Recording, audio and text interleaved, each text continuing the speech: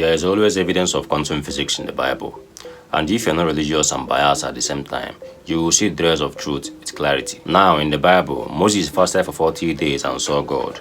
And when Elijah fasted for 40 days, he saw God as well. When Jesus went up to the mountain to pray, he was saying, talking to Elijah and Moses, meaning that they saw each other at the same time in different timelines. And what this verse is talking about is that Moses and Elijah lived different times. Still, there's a moment in their life they were talking to God.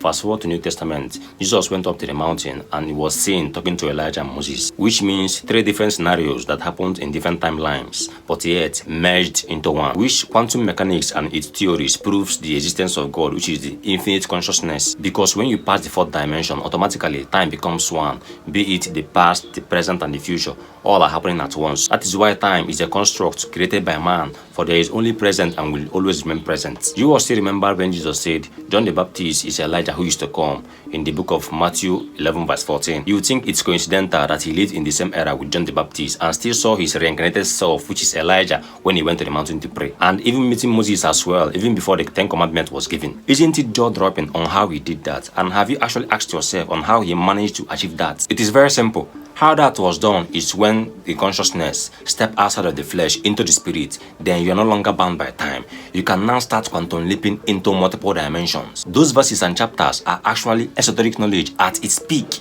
And if you're religious, you are going to miss the point. Jesus going up to the mountains, which represent Christ, aka Christos, which is in every one of us, and getting to meet Elijah and Moses, which the 2 of them represent the left and right hemisphere of your brain. In plain English, Jesus going up to the mountains represents your Kundalini energy, moving from the base of your spine to your crown chakra, which is your head. And in your head, you find both the left and right hemisphere of the brain. So not being bound by time that made Christ to quantum leap into different realities was simple. Where is the Christos? In your body. Where's the right brain? In your body. Where's the left brain? Also in your body. So what brought them all together in the present? It is simply the body. So the body made them one, just like the past, present, and the future. What brought them together as one? Time. And what is greater than them? It is simply your consciousness, because when you step outside of the flesh into the spirit, then you are no longer bound by time. And that is why time is the greatest illusion, just to trap you mentally. And when such happens, then your consciousness is automatically trapped. It is all esoteric knowledge that needs to be deciphered.